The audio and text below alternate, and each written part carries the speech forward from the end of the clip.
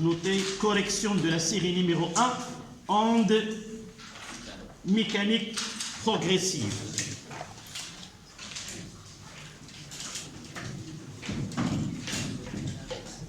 Monsieur, Oui. est-ce qu'on peut pas écrire correction? Qu'est-ce qu'on écrira? La série numéro 1. Série numéro 1. Est-ce qu'on va écrire les énoncés ou faire... Généralement, c'est la correction. D'accord? Si tu veux série numéro 1, qu'est-ce qu'on va faire? On va faire la correction. Donc, correction de la série numéro 1. Et tu mettras le titre que tu voudras. Onde mécanique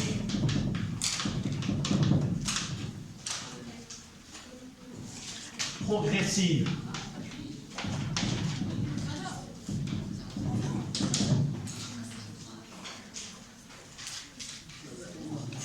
Ça y est? Arrêtez s'il vous plaît les discussions bilatérales et suivez la correction. La première des choses, quelles sont les compétences que nous avons traitées dans le cours? Il y a des compétences cognitives relatives aux connaissances, ce que vous devez connaître comme définition, comme par exemple, qu'est-ce que c'est une onde mécanique progressive, quelles sont les propriétés du milieu de propagation, comment puis-je travailler sur une figure qui représente l'aspect du milieu de propagation, comment je dois travailler sur une représentation de variation, d'élongation d'un point appartenant au milieu de propagation, et comment je puis en déduire celle d'un autre point, ou comment puis-je en déduire l'aspect du milieu de propagation à un instant postérieur. D'abord, c'est ça le résumé de, si vous voulez, le cours que nous venons d'achever. Connaître la définition d'une onde mécanique progressive, connaître aussi le milieu et son influence sur la vitesse de propagation, mais les milieux solides, liquides, gaz, et aussi connaître la durée de perturbation, la longueur de perturbation, la relation entre eux, et aussi, comme on va voir, on va travailler sur des graphes. Je dois connaître de la nature et quel est le phénomène qu'on étudie à partir de ce graphe. Est-ce l'aspect du milieu de propagation? Est-ce la variation d'élongation d'un point appartenant au milieu? Et comment puis-je en déduire ou répondre à des questions qui permettent d'utiliser ces graphes pour une représentation relative soit au milieu de propagation, soit à l'élongation d'un point. D'accord? Donc on commence par l'exercice numéro 1.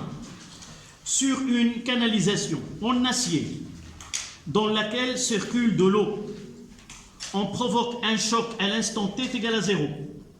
Un capteur situé à une distance d détecte deux signaux, bref, séparés par une durée τ qui est égale à 1,8 secondes. À un instant t1 et l'autre à un instant t2. À quoi correspond le premier signal reçu? Évidemment, lors d'un exercice, nous avons des données, soit dans un exercice on commence par les données, soit à la fin de l'exercice, on doit voir ces données. Dans cet exercice, les données sont données à la fin. Donc, c'est pour cela vous devez lire l'exercice entier et savoir qu'est-ce qu'il veut cet exercice par ces questions, où on veut aboutir et quel est l'intérêt de cet exercice. Donc à la fin, vous avez célérité de son dans l'acier, c'est 5 km seconde moins 1, et dans l'eau, 1,5 km seconde moins 1. Donc la première question, à quoi correspond le signal reçu? Monsieur, j'ai une question. Oui, La célérité, on la semble pas vert. oui, j'ai dit dans le cours, en réalité, pour différencier le transport matériel d'un transport d'énergie, d'un transfert d'énergie, on utilise la célérité C. Mais nous avons l'habitude, même si on ne note pas avec C, on note avec V, on l'appelle la vitesse de propagation. Soit on utilise V, la vitesse de propagation, soit on utilise C, on mettra la célérité de l'onde. Vous voyez? Donc, si on note C, on doit respecter C. Si on donne dans l'exercice V, on gardera la notation V. D'accord? Donc, la première question. Je peux modéliser cette expérience comme ainsi. C'est-à-dire, j'aurai là de l'acier et là, je mettrai de l'eau. Et là, acier. Et j'aurai le même signal. Et là, il y a un récepteur R1 et là R2. Et là, le même signal qui se propage dans les deux milieux. Tu m'as entendu ce que je viens de dire. Tu lis l'introduction de l'exercice. Sur une canalisation d'acier dans laquelle circule de l'eau, on provoque un choc à un instant T0. Le capteur situé à une distance détectée de 2 sillons sonores, bref, séparés par une durée courte. Oui. 1,8 secondes. Donc, arrête là. Qu'est-ce que tu as compris de cette phrase? D'abord, j'ai utilisé le mot modéliser. C'est quoi modéliser? C'est donner un modèle. Ce n'est pas la réalité. Je vais essayer de simplifier ce que se passe par un schéma qui est plus simple. La réalité, c'est quoi? Nous avons utilisé une canalisation comme ça.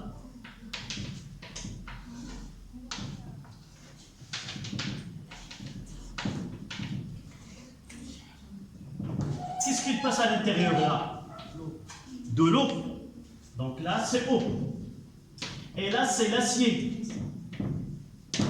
Donc, une fois que je provoque un choc ou un signal, une partie va se transmettre dans ce milieu-là, une partie dans ce milieu-là. Et là, j'ai un récepteur. Donc, il va recevoir deux signaux. Nous avons le même signal source qui va se propager dans deux milieux différents, donc avec deux vitesses différentes, et par la suite, on va recevoir un signal, puis un autre. J'ai dit on modélise. Pour que ce schéma ne soit pas confus, j'ai dit comme si on va séparer, on va mettre ici une barre en acier, et là, une cuve où il y a de l'eau. Donc, s'il y a une onde qui se propage dans l'eau et une autre qui se propage dans l'acier sans qu'il y ait une canalisation. Donc, la réalité, c'est celle-là, mais la modélisation appropriée, généralement, on fait de cette façon-là. D'accord? Donc, soit qu'on fait ce schéma, c'est la réalité, soit qu'on peut donner un schéma qui est très simple et qui donne le même phénomène que se produit. Sauf la réalité, c'est pas séparé. Mais la physique, lorsqu'il fait ce modèle-là, il ne viole pas les lois de la physique. Toujours on a deux phénomènes, sauf qu'on a choisi deux milieux différents, séparés, au lieu d'avoir un seul milieu non homogène. Une partie, il y a l'air, une partie, il y a de l'acier. D'accord? Est-ce que maintenant tu as compris ce schéma-là? D'accord? Celle-là, je l'ai simplifiée comme ça, parce que la plupart des exercices posés, toujours on choisira deux milieux différents, même si en réalité ils sont ensemble dans un dispositif uni. D'accord? Donc la question c'était, à quoi correspond le premier signal reçu? Oui? Le premier signal reçu de glaciaire, parce que la vitesse de glaciaire est plus que la vitesse de l'eau. Oui. Donc il faut donner une phrase. D'abord, les réponses doivent être courtes et bien formulées. Donc ici, nous avons deux milieux différents. On reçoit un signal en retard par rapport à l'autre. Donc, soit je commence par la justification, puis donner le résultat, soit je commence par le résultat et après donner la justification. Donc, pour comprendre, je dois dire que je suis devant deux milieux différents, dans lesquels le son se propage avec deux vitesses différentes. J'ai l'acier et j'ai l'eau. Donc, nous savons que la vitesse de propagation dépend du milieu dans lequel s'effectue cette propagation. Mais celui qui va lire ma réponse, celle-là ne dépasse pas 0,25, donc je ne dois pas expliquer toute la leçon ici. Donc, qu'est-ce que je veux parler de deux milieux, de vitesse, et celui qui atteindra le premier. Qu'est-ce que je dois faire? Et je dois commencer par le résultat, c'est quoi? Le premier signal reçu est celui qui se propage dans l'acier.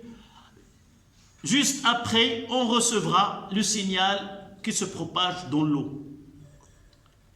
La justification, c'est la vitesse. Il vaut mieux dire, puisque la vitesse de propagation dans l'acier est supérieure à celle dans l'eau, donc le premier signal reçu, le plus rapide, c'est lui qui arrivera le premier. Donc le signal qui arrivera le premier, c'est celui qui se propage dans l'acier. D'accord?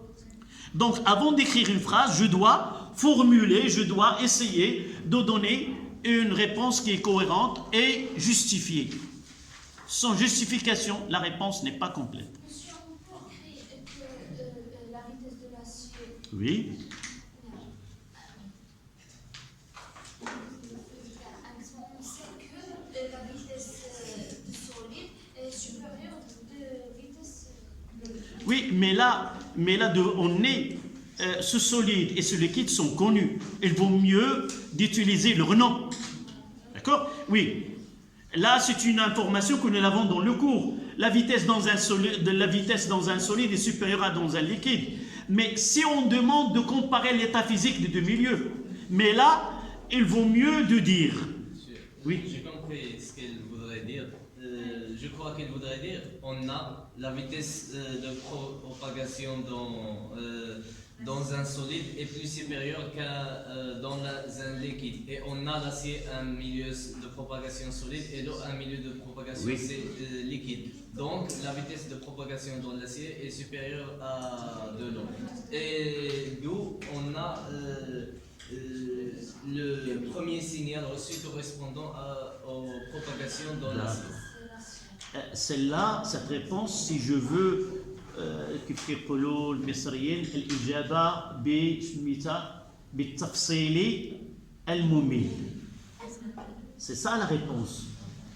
On essaie de donner une explication très large de telle façon que celui qui va m'écouter ou celui qui va lire ma réponse, elle va s'ennuyer avec le texte. Donc, lorsque je parle, je n'entre pas dans les détails, il s'agit d'un solide ou d'un liquide. J'ai une vitesse qui est supérieure à l'autre, peu importe, qu'il soit liquide ou un solide, j'ai des données concrètes. GV, il est supérieur. Je ne dirai rien sur qu'il s'agit d'un liquide ou d'un solide. Je dirai simplement la vitesse de propagation, puisque la vitesse de propagation du son dans l'acier est supérieure à celle dans l'eau, Donc le premier signal reçu, ça sera celui qui se propage dans l'acier, point final. D'accord? Mais on peut utiliser la réponse de Oui. si on n'a pas de données. Oui, là, si on discute dans le cas général. Mais là, chaud. Je n'ai pas lu les données. Les données, ouais, je l'ai dit tout à l'heure. Il faut lire l'exercice jusqu'à la fin. Oui. Ici, non. La première question, je n'ai pas besoin d'analyser. Sauf que je dois d'abord, lorsque je lis les données en bas, j'ai deux vitesses, l'acier et l'eau. Donc, il y a une orientation vers quelle réponse? Je ne dois pas épuiser mon temps à chercher entre les lignes. C'est une question qui ne demande que ne sera notée par un quart de point. N'oubliez pas, en examen, vous aurez 20 points sur 180 minutes. Et vous devez connaître le prix. On note pour un point, vous divisez 180 par 20 et vous trouvez que un point vaut 8 minutes. Donc un quart de point, c'est 2 minutes. presque 2 minutes et quelques secondes. Donc si j'essaie de penser à des réponses très longues et l'écrire, je perds de... D'accord? Donc il faut toujours penser au temps mis pour répondre. D'accord? Donc vous notez les réponses 1. Donc c'était l'exercice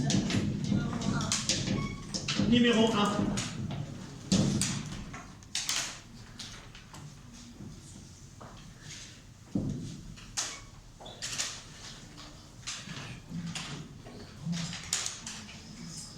Mademoiselle, ton nom, ton prénom, Houda. Tu peux reprendre cette phrase que je viens de donner comme réponse? Tu as dit que Non, la réponse. Essayez la prochaine fois de me suivre et de redire cette phrase sans revenir aux énoncés. Comme conclusion, qu'est-ce que nous avons dit?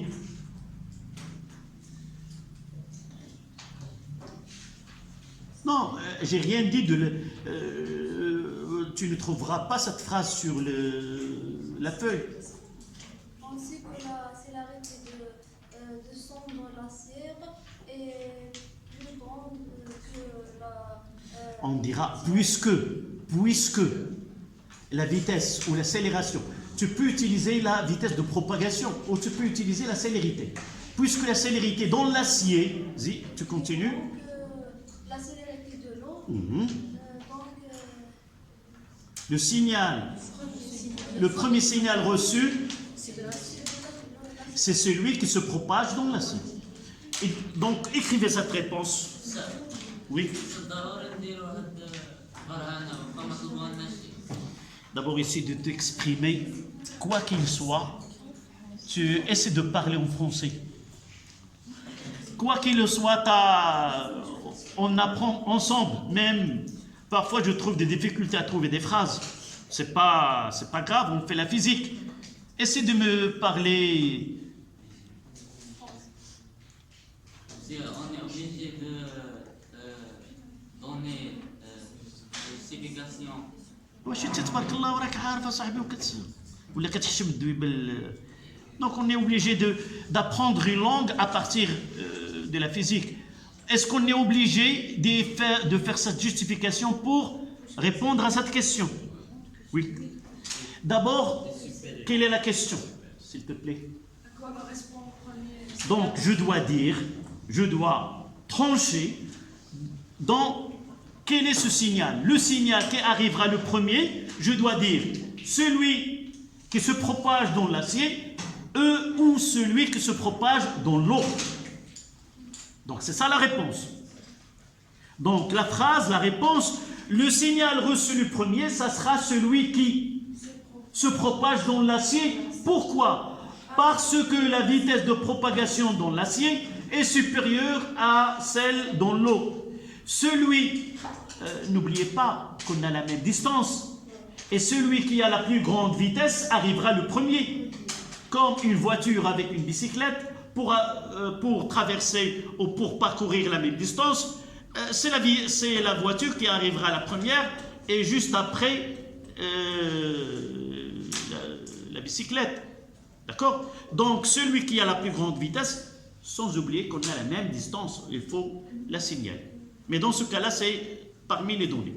Donc vous écrivez, puisque la célérité de l'onde dans l'acier est supérieure à la célérité dans l'eau, virgule, le signal reçu en premier,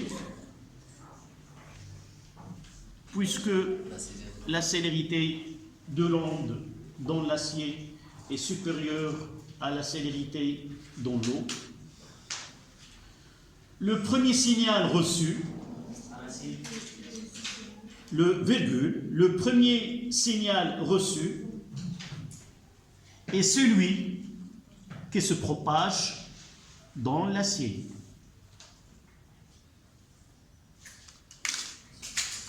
Voilà la première question. Oui. Premier signal reçu.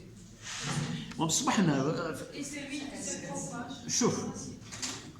Essayez de suivre ce que je dis et de comprendre et de formuler cette phrase de ta manière. Une fois que tu l'exprimes de ta façon, elle sera la tienne. Tant que je dicte et tu écris, cette phrase est toujours la mienne et tu n'arriveras pas à l'utiliser tant que tu ne la reproduis toi-même. Donc, essaie de comprendre la vitesse de la célérité dans l'acier est supérieure à la célérité dans l'eau. Donc, le premier signal reçu, ça sera celui qui se propage dans l'acier. Et le deuxième, ça sera celui qui se propage dans l'eau. Donc, on passe à la deuxième question.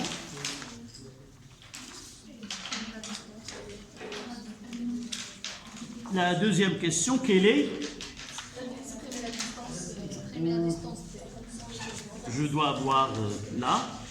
Exprimer la distance D en fonction de T0 et de T1 et la célérité de son dans l'acier.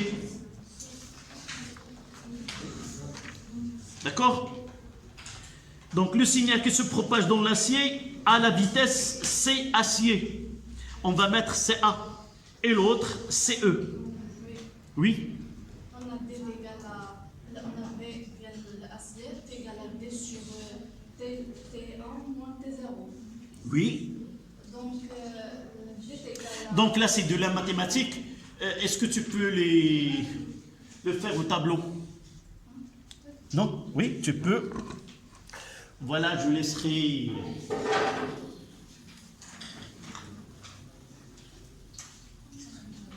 D'abord, nous avons deux milieux différents. Nous avons la même distance. Et à un instant T0, l'onde se propage à partir de même source à travers deux milieux de même distance. On sait que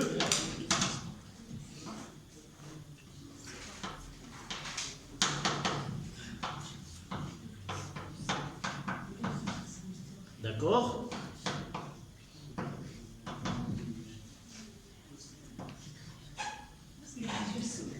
Non, tu mettras, pardon, non, tu reviens à la ligne et tu mettras ce input là, voilà.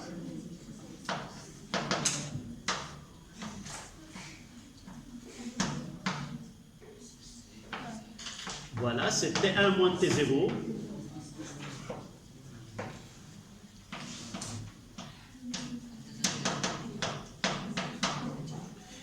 S'il vous plaît, qu'est-ce que la question exacte? C'était quoi?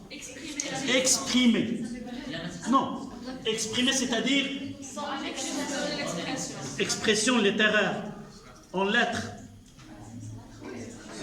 Donc exprimer. Donc, la question, je relis la question. exprimer la distance D en fonction de T0, T1, la célérité de l'acier. Donc, tu l'encadres. Voilà, c'est très bien. Voici la question 2.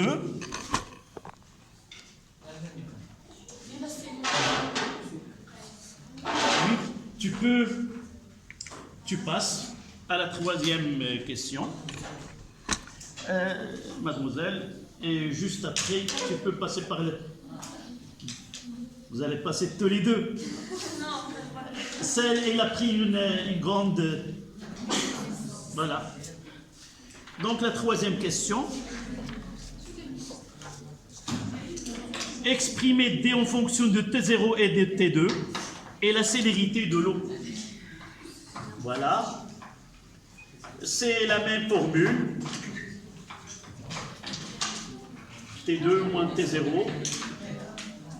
Et juste au-dessous, voilà, D est égal à C de l'eau fois T2 moins T1. T0, pardon. Et tu l'encadres à partir uniquement de D, voilà. C'est très bien. Est-ce que encadrer est important? Comment? Encadrer.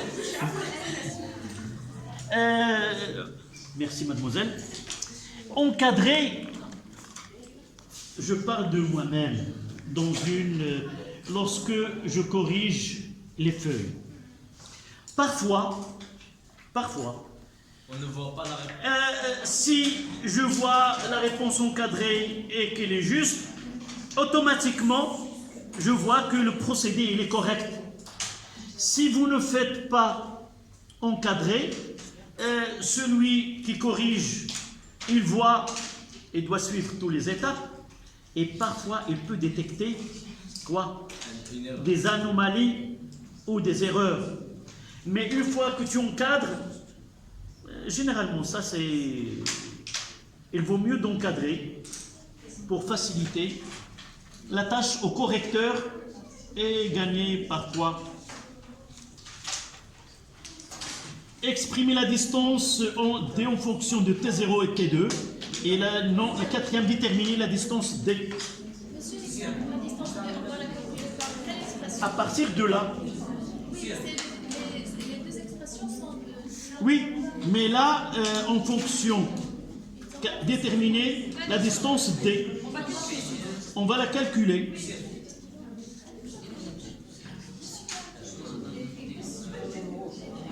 S'il vous plaît. Non, nous avons la même distance. Je refais le schéma que j'ai fait tout à l'heure. S'il vous plaît, un peu de silence.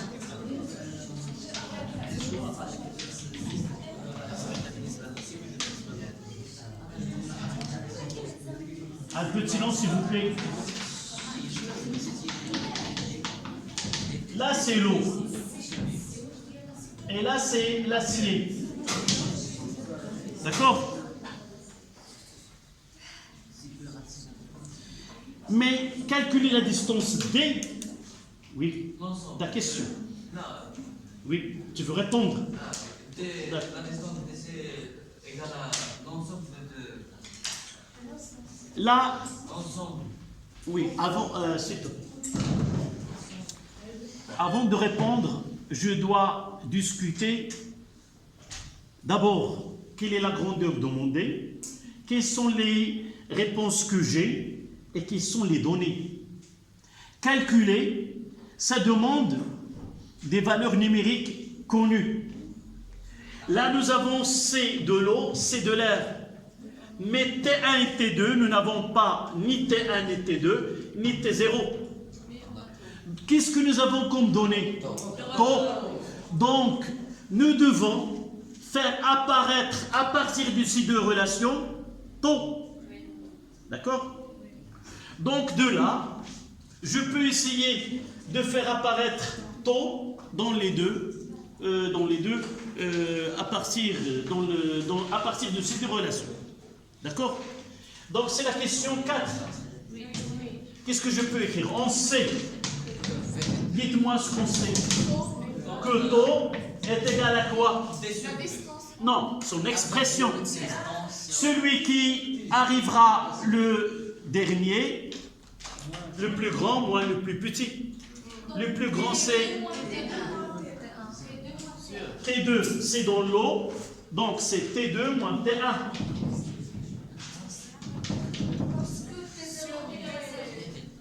Non, non, ça n'a rien à voir avec T0. On ne sait rien sur T0. Mais la définition de retard entre deux points, c'est delta de T, c'est le temps, c'est l'instant où atteindra le dernier, moins l'instant, il est supérieur à 0, il est positif. Donc je mettrai celui qui est le plus grand, moins celui qui est le plus petit.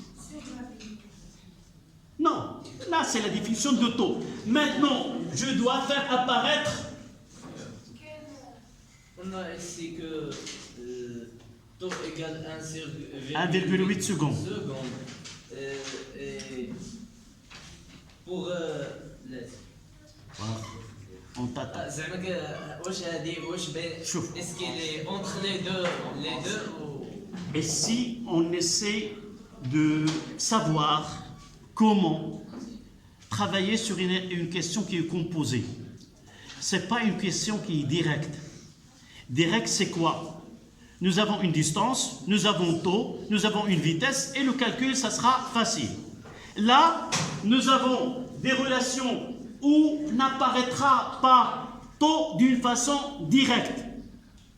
Donc, je dois partir de là, j'ai T1, T2 et j'ai là T1, T2.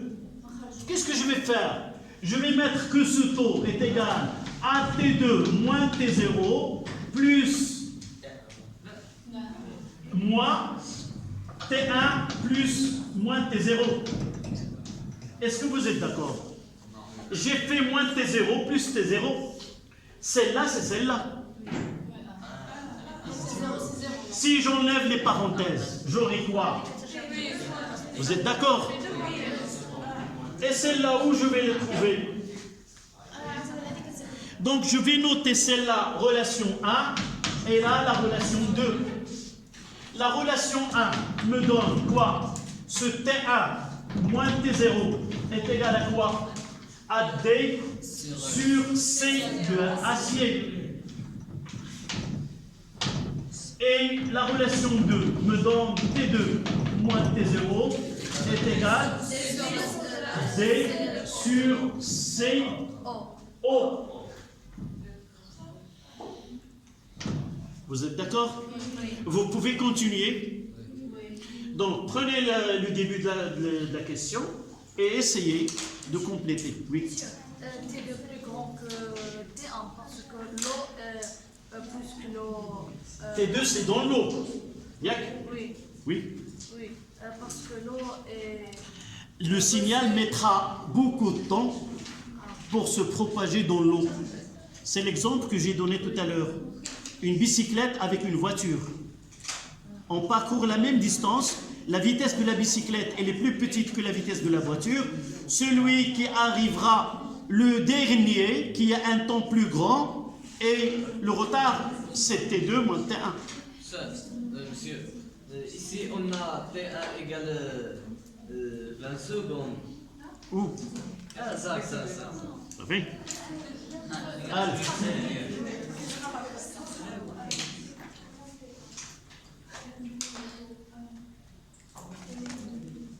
Donc de là, ce taux, ça sera quoi?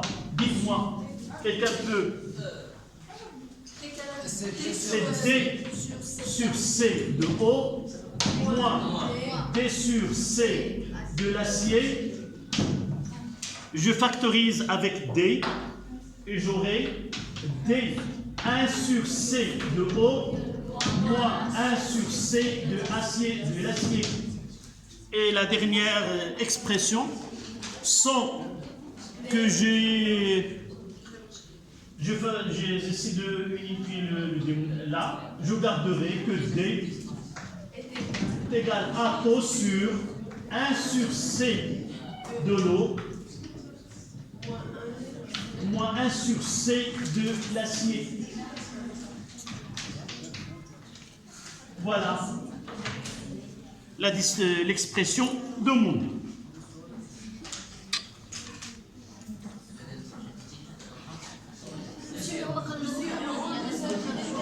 Non, je donnerai déterminer l'expression.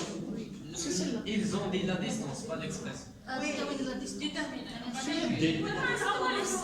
Donc, d'abord, toujours, dans n'importe quelle question, il y a la partie littéraire et il me reste que faire l'application numérique. Monsieur, Oui.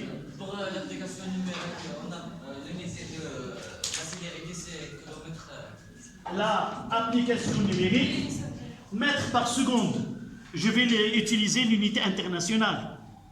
Pour que l'unité de D soit le mètre, toutes ces expressions-là doivent être dans le système international. Le temps par la seconde et la célérité en mètres par seconde et non pas en kilomètres par seconde. On doit convertir, oui. Je mettrai D est égal à 1,8, 1 sur celle de l'air, 1,5 km. de l'eau, 1500 mètres par seconde, moins 1 sur 5000. D'accord? Et ça donc D égal.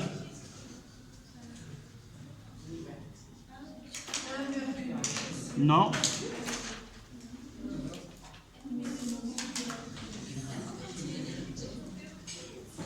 3900 mètres. 3800. On peut dire que 3900 mètres, à peu près 3,9 km. Oui, Kilomètres par seconde, mètres par seconde. d'accord. C de l'air, 1,5 km seconde moins 1. 1 kg, c'est quoi? C'est 10 à la puissance 3. Donc ça sera 1,5, 10 à la puissance 3 mètres seconde moins 1. D'accord?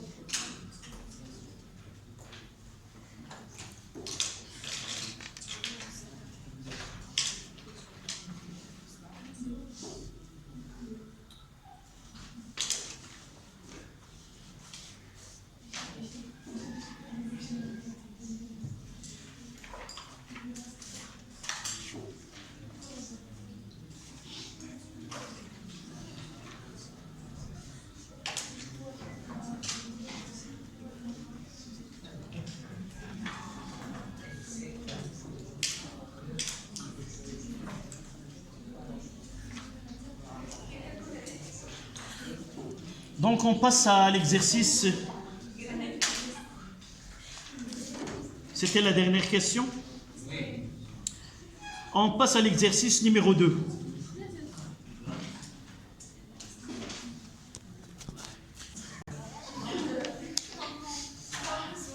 D'analyser les données ou modéliser. Non, pour la première question, je dois, j'ai pas besoin. Mais pour faire ce travail-là, je dois avoir devant moi un schéma pour comprendre. Je ne peux pas faire ce travail-là sans qu'il y ait devant moi la canalisation, la distance D, et pour donner cette expression-là. D'accord? On s'arrêtera 5 minutes et on reprendra par la suite.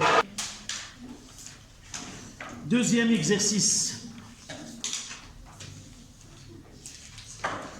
On a modélisé à l'instant T1 est égal à 0,20 secondes l'aspect d'une corde parcourue par une onde transversale de célérité C 20 mètres secondes moins 1. Première question. Quelles sont les abscisses du point correspondant au début et à la fin du signal?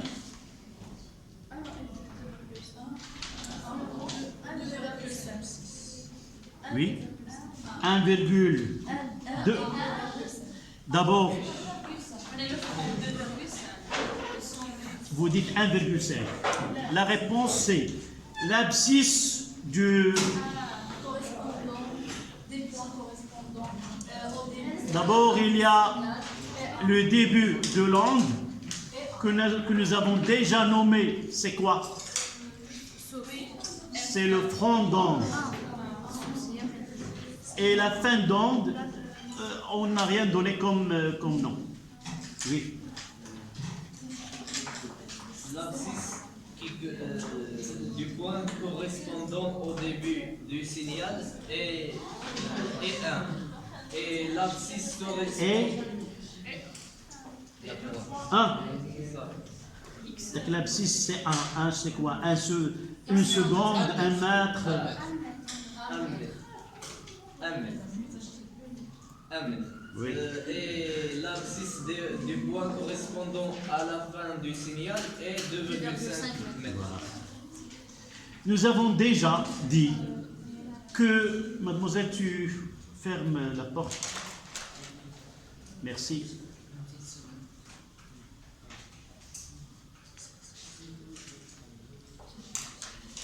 Nous avons déjà que nous aurons affaire à des graphiques.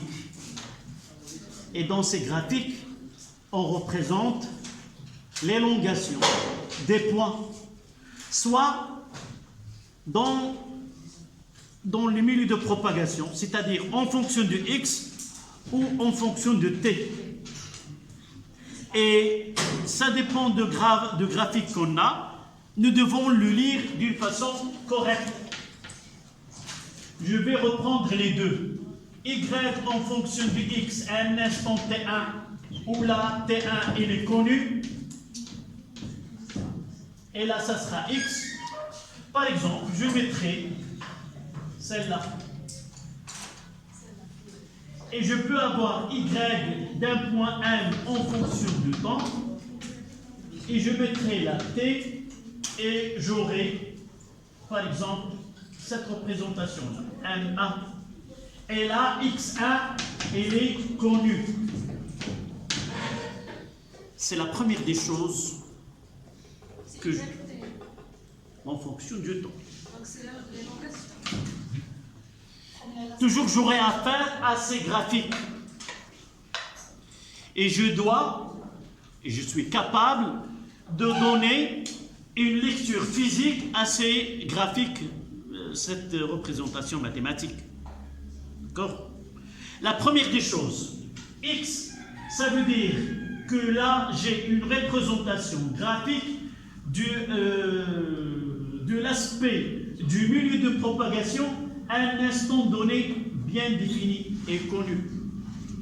Et là, lorsqu'il y a le temps, c'est l'élongation d'un point M1 appartenant au milieu de propagation au cours du temps. Là, c'est la lecture. Que représente, par exemple, une question, que représente la figure 1 et la figure 2? De ces deux-là que je dois répondre. Évidemment, c'est une question que je ne veux pas la réponse. Donc, dans un exercice, on trouve cette question-là.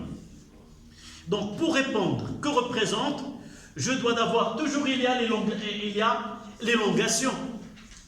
Mais l'élongation de points affectés par l'onde ou ce qui se produit pour un point donné au cours de temps. C'est la chronologie de phénomènes. Donc là, ce que réalise un point M1 du milieu, il y a un temps où il est au repos, il est stable, puis il entre dans le mouvement, et j'ai fait ces deux pour corriger ta réponse qui n'était pas correcte. Donc, lorsque je réponds en fonction de temps, les événements se succèdent de ce côté-là. Premier événement, c'est celle-là, et la dernière, c'est celle-là, au cours du temps. Mais si je donne l'aspect, c'est l'inverse. L'événement, premier événement, c'est celle-là, c'est le front d'onde F. Donc, j'ai une représentation de l'aspect. Donc, le premier événement, c'est celle-là. C'est comme un train qui quitte un tunnel ou une gare. Et là, c'est toujours le premier événement qui se produit, c'est la locomotive qui sort. Et là, c'est la faute du train à un instant donné. Donc, le premier événement qui s'est produit, c'est le frondant. D'accord? Donc, on va revenir à la lecture de ce graphe et dire que le premier point qui représente le frondant a comme abscisse à l'instant T1 qui est égal à tel et 2,5 mètres. Oui. Est-ce qu'on peut dire l'abscisse du point correspondant au début de l'onde est x égale 2,5 mètres et Oui. l'abscisse du point correspondant à la fin du C'est une signal très bonne question. est x. C'est une très bonne réponse. Sauf moi, parfois, j'utilise mes mots pour faire donner à celui qui corrige, lorsque je remplace le premier point par le front d'onde, ça donne de la valeur à ma réponse. Ça veut dire que ce point, le début, c'est réellement le front d'onde. Mais si tu réponds de cette façon, tu as la totalité du point de la réponse. D'accord? Oui. Si on a à l'abscisse XM, Celle-là. le premier, Oui. le point qui est au début, c'est F. Ici, on Non. a Je reviens à ce point. Dans cette image, je vois que l'onde, elle affecte ces points-là. Ce sont les points affectés par l'onde ou ce sont les points en vibration. F, ce point qui est, comme dans F, c'est le point qui est atteint par l'onde. Elle va entrer en mouvement. Et celle-là,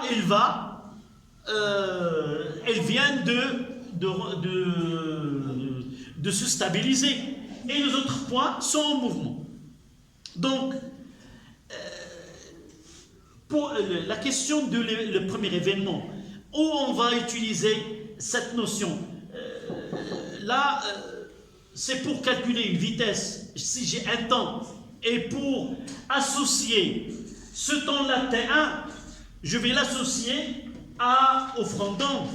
Si l'onde quitte le point O ici, à l'instant T est égal à 0, ce T1 correspond à quoi?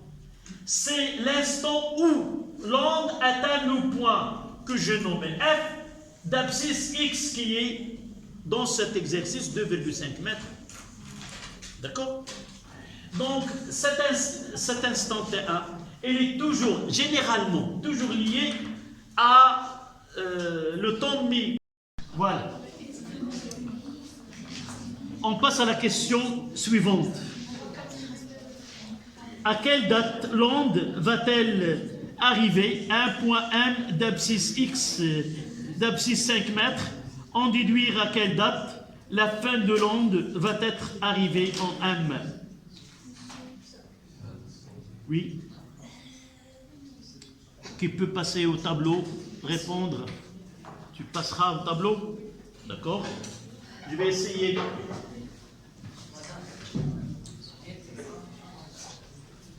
Voilà. Ici, la craie blanche. D'abord, voilà les...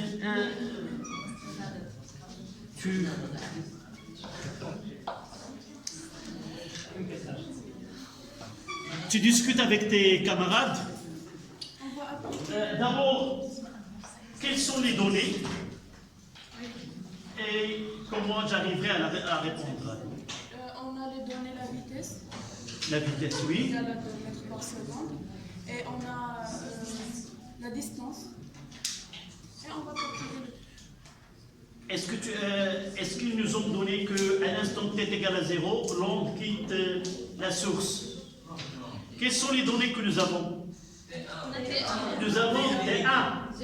Et avec ce T1, il y a ce XF. Et nous avons T2 et nous cherchons X correspondant. Donc comment tu vas Fais ta réponse. On verra.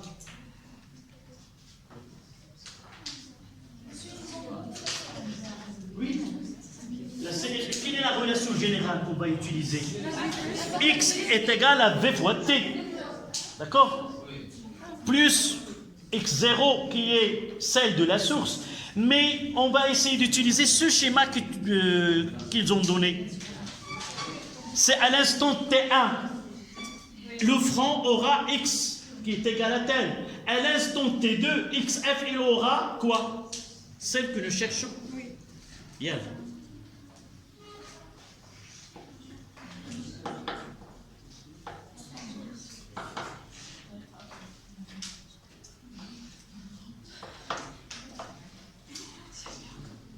Voilà, X est égal à T sur. C'est très bien.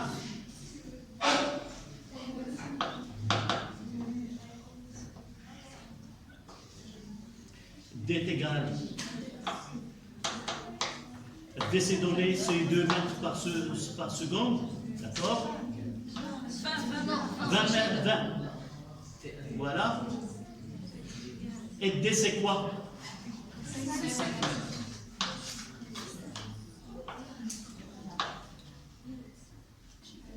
Non. D c'est entre 2 points. D c'est entre 2 points. Celle que nous cherchons, qu'on va la noter x2. Non, non. On va mettre par des lettres. C'est x2 moins x1.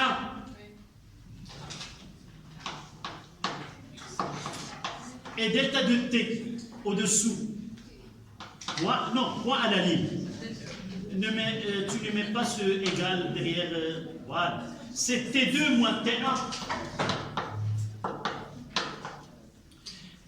Tu t'arrêtes et qu'est-ce qu'on nous demande?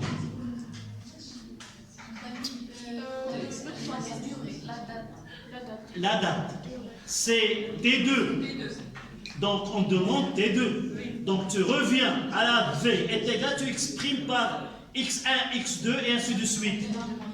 V est égal X2 moins X1 sur T2 moins T1.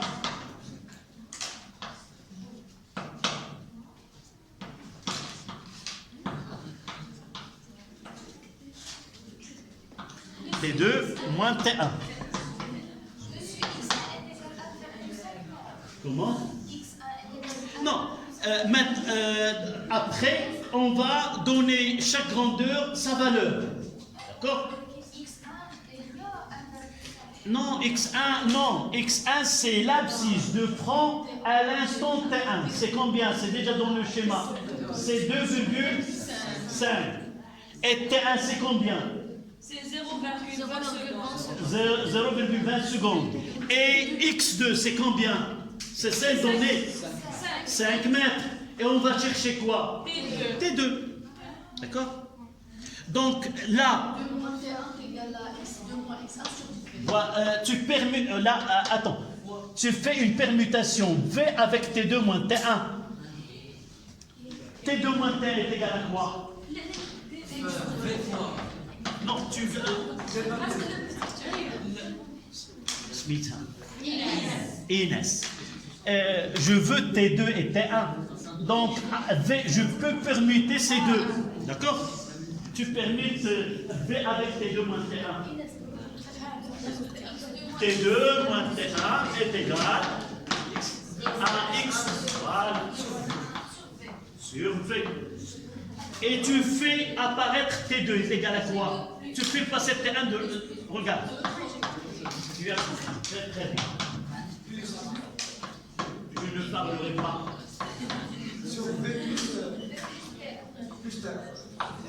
Non, où tu vas mettre plus? Non. Voilà.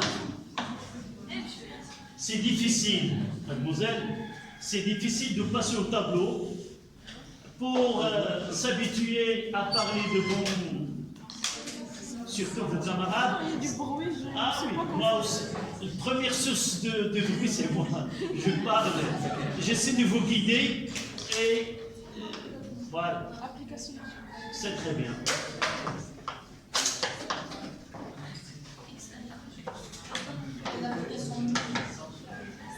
X2 c'était combien? C'est 5. moins. Et faites attention aux unités. Nous avons la chance, les unités c'est en mètres ici. Moins 2,5 sur 20. Combien de T1? 0,1. Voilà. C'est très bien. Mademoiselle, merci. On fera des calculs. Tu as très bien répondu. C'est 0,30. On a perturbé ta... L'application est Oui, C'est 0,320. presque 0,325 secondes. Merci. Bon travail.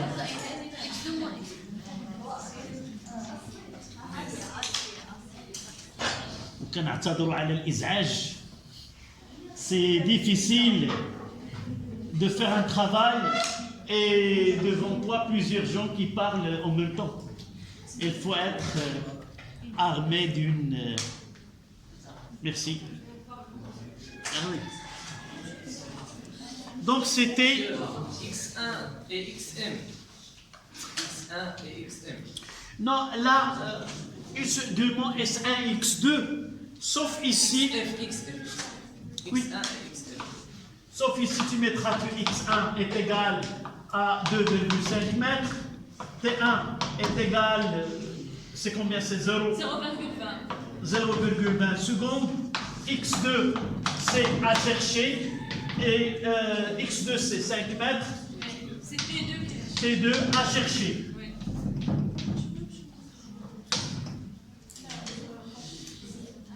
En faisant un tel travail comme ça, on est sûr d'arriver à la bonne réponse.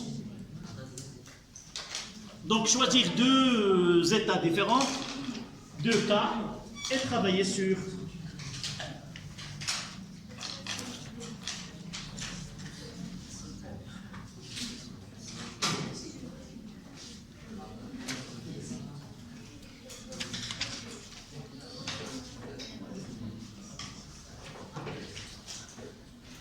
On passe à la question suivante. Essayez de vérifier si on n'a pas fait d'erreur dans les calculs. Yannick, d'accord. La question... ça, c'était la question 3. 3. À quelle date l'onde va être donc quatrièmement maintenant? À en déduire à quelle date la fin de l'onde va-t-elle arriver en M?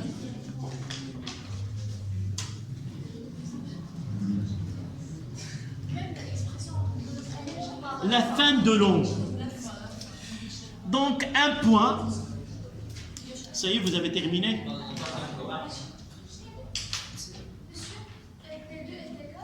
À chercher. Si tu peux mettre comme ça, point d'interrogation.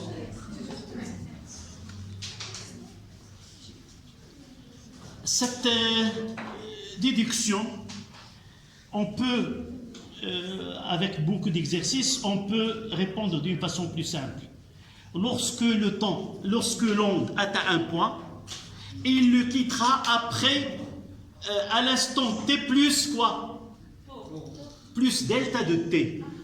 Tau, c'est le retard d'un point par rapport à un autre. Et nous avons utilisé delta de t, c'est le temps, c'est la durée de perturbation ou la durée de mouvement d'un point. Donc n'oubliez pas que la durée de la perturbation, c'est la durée de mouvement de chaque point du milieu de propagation. Donc, quand est-ce qu'il va l'onde quitter? Donc T1, on mettra le temps ou l'instant où l'onde quittera M, c'est T3 qui est égal à T2 plus delta de T. Vous êtes d'accord? À condition que j'écris c'est quoi delta de t? La durée du mouvement de La durée de la perturbation. Durée de la perturbation. Combien?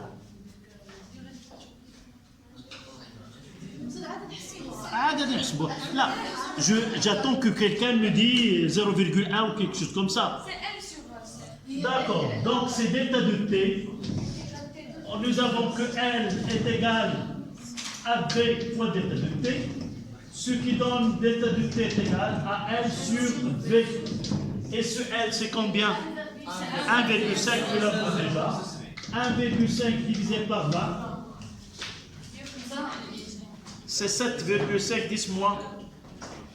Quelque chose comme ça. 0,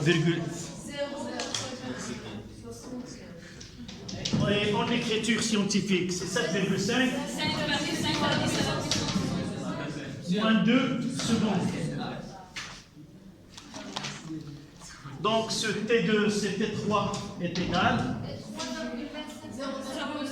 C'est 3,25 plus 7,5 10 moins 2. Oui. Ici, combien nous avons trouvé ici? C'est 3.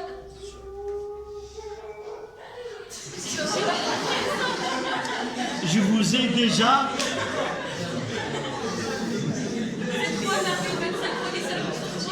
Attends, d'abord. Vous êtes effrayés. Je vous ai déjà dit que dans cette classe, on aura l'habitude d'écouter des animaux. Ne vous effrayez pas. Nous avons des fenêtres armées de grilles. Mademoiselle, tu as fait ce calcul. Tu prends une calculatrice. Est-ce que nous avons trouvé 0,325? Oui. Donc, et je ferai ce...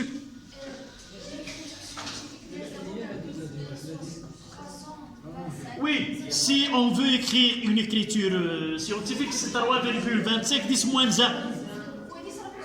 Moins 1, oui. Non, j'ai écrit ici 3,25. Ah oui. Ah oui. C'est 0,325. C'est combien? T3 est égal à 0,24.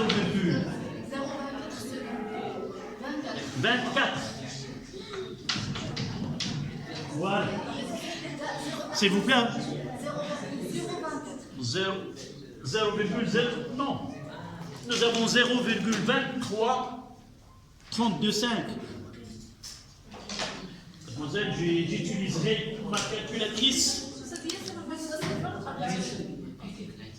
C'est 0,0. Mais non. J'ai 0,300. Et j'ajoute quelque chose qui n'est pas... Yak.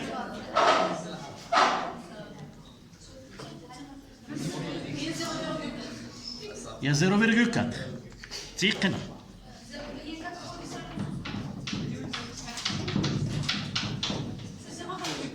Voilà.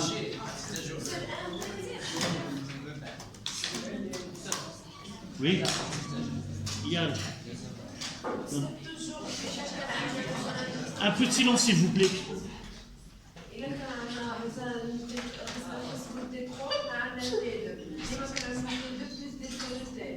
Non. D'abord, là, il faut connaître la question. La question, c'était quoi? La première partie de la question. Voilà.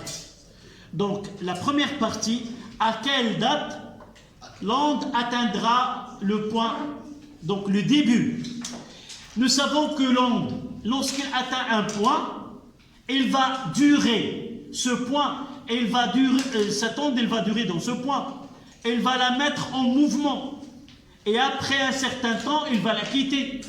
Donc si, pour déterminer l'instant, d'abord à quel instant il atteint un point donné, il suffit de connaître la distance entre la source et le point, sinon il faut connaître l'instant qui a été utilisé pour un point donné. Dans cet exercice, nous n'avons pas la source, mais nous avons déjà un autre point qui était affecté par l'onde à l'instant T1, et on demande à quel instant il affectera un autre point. Et nous avons dit que la distance c'est x2 moins x1, ainsi de suite. Là, nous avons déterminé quoi? À quel instant il arrivera l'onde à ce point. La deuxième partie, quand est-ce qu'il va quitter l'onde, c'est-à-dire une fois que l'onde atteint ce point M2, il va entrer en mouvement et juste après, elle va s'arrêter et garder. Le temps entre l'arrivée et l'instant où il va quitter l'onde, c'est quoi? C'est la durée de perturbation. Si je sais la durée de perturbation et je connais l'instant où il atteindra l'onde, ce point-là, quand est-ce qu'il va quitter? Il va quitter un instant plus tard, qui est T3, et c'est T3 n'est autre que T2 plus delta de T, qui est le temps de perturbation ou le temps d'onde. D'accord? بحال واحد السيد غادي يجي للدار فوقاش دخل غادي نبقاو متبعين بالكاميرا، دخل مع 11 و10 دقائق، جلس في الدار بقى خارج، ملي يخرج غادي يخرج مع 11 و15 دقيقه. داك الوقت هذاك شحال بقى جالس في الدار؟ هي داك لو بوين كومبيان الى ريستي اون موفمون. Non, elle a resté en mouvement 7,5 10 moins 2. Et le point, voilà, s'il vous plaît. L'onde, voici le point M. À l'instant où il a quitté le point M1, elle est stable, elle est immobile. À l'instant T2, qui est égal combien? 0,325, le point M, qu'est-ce qu'il va faire? Il va entrer en mouvement. Combien il va rester en mouvement? Pendant delta de T, qui est la durée de perturbation. Donc, quand est-ce qu'il va quitter le point? C'est-à-dire, quand est-ce qu'il va devenir immobile? Il suffit de dire l'instant qui a affecté le point M plus delta de T, qui est la durée de mouvement. Donc, il l'a quitté à l'instant T3, qui est égal à l'instant d'arrivée, plus l'instant que durera la perturbation AM1, AM2 dans ce cas-là. D'accord? Donc, on passe à la question suivante. Déterminer l'abscisse de début et la fin de l'onde à 0,2 secondes.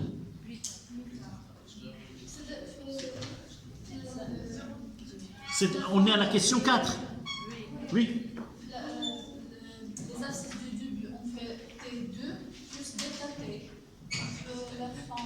Les abscisses de la fin des ondes, on a T3 plus delta T. Donc là, il nous demande l'abscisse. C'est toujours de cette façon. Quel est le point de référence dans cette... C'est le schéma que nous avons déjà. C'est là. Nous avons X1 et T1. Là, nous avons T4 et X4. Et on va calculer quoi? Ce X a représenté l'aspect de la corde à l'instant. À la quatrième question. Donc je vais mettre le même procédé de calcul. Est-ce que vous... Est-ce qu'on peut faire... si je change la question, cette question-là, c'est quoi? Déterminer l'abscisse de front d'onde à l'instant T est égal à 0,2 secondes. Monsieur, et la fin aussi. Non, déterminer l'abscisse de début et la fin de l'onde 0,2 secondes plus tard. Plus tard par rapport à quoi? T3. Non. Donc Non, la question de plus tard par rapport à M1 ou par rapport à quel instant? Plus tard par rapport à quoi? Très trop. Parce qu'ils Non, n'ont non. pas précisé, donc on va prendre la question précédente. Donc, là, la question n'est pas réellement claire. Plus tard, par rapport à l'instant T1 ou par rapport à l'instant T2. Donc là, il faut que la réponse, il faut préciser plus tard par rapport à quoi? Parce que nous avons T1. T1, il est à quel instant? 0,20. C'est 0,20. Et là, l'autre, c'est à atteindre un point M d'abscisse tel. Mais je peux comprendre 0,20 secondes plus tard par rapport à l'instant T1. C'est-à-dire, je peux construire un instant T4 qui est égal à quoi? T1 plus 0,2 secondes. Donc, le schéma principal ou l'information principale, c'est celle-là. Donc, toujours on travaillera sur ce schéma-là. Elle est datée à T1 0,2. On va essayer de représenter l'aspect de la corde un instant plus tard, c'est 0,2 plus tard par rapport à celle-là. C'est-à-dire quoi? Un T4 est égal à combien? C'est-à-dire 0,4 secondes. 0,2 plus 0,2. D'accord? Qui passera? Oui.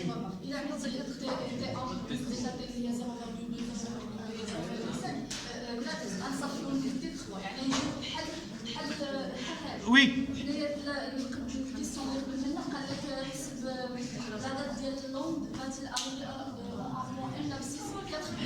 Non, là c'est des questions, généralement ce sont des questions indépendantes.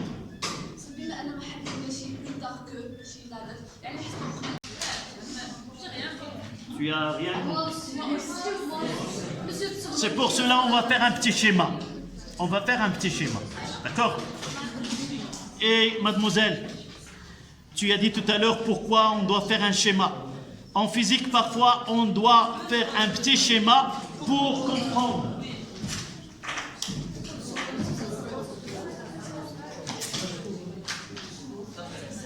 Donc, s'il vous plaît,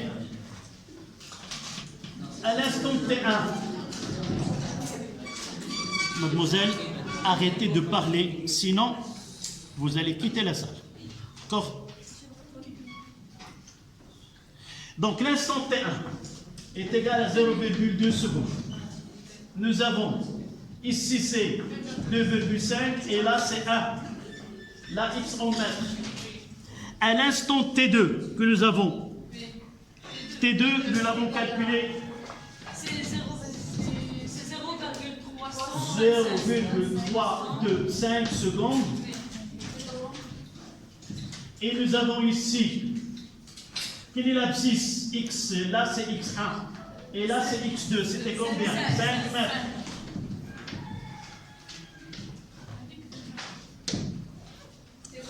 Donc, à l'instant T est égal à combien? T3, c'était combien?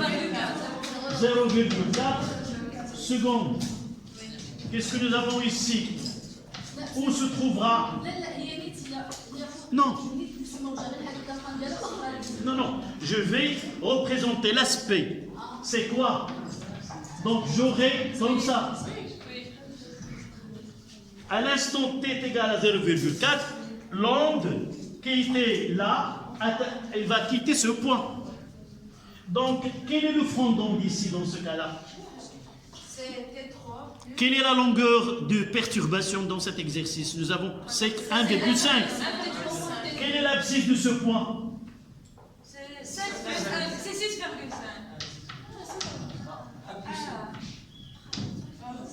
D'accord? Vous êtes d'accord? Donc, à partir de là,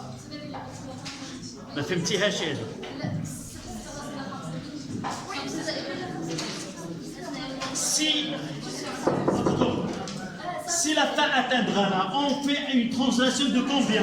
De L. Et à partir de là, 0,2 secondes. S'il vous plaît, un peu de On silence. va rajouter 0,20 secondes. Qu'est-ce que je vais faire? Je vais faire une translation d'une distance de 1 équivalente à 0,2. D'accord? Et voilà le schéma qu'on doit faire. Donc la question, c'était déterminer l'abscisse du début et de la fin. Donc je mettrai une translation là et je lirai ce que je fais là. Et je lirai la fin ici. Vous êtes d'accord? Essayez de répondre à cette question et je verrai le samedi, Inch'Allah, le jeudi, Inch'Allah, on va essayer de compléter cette série.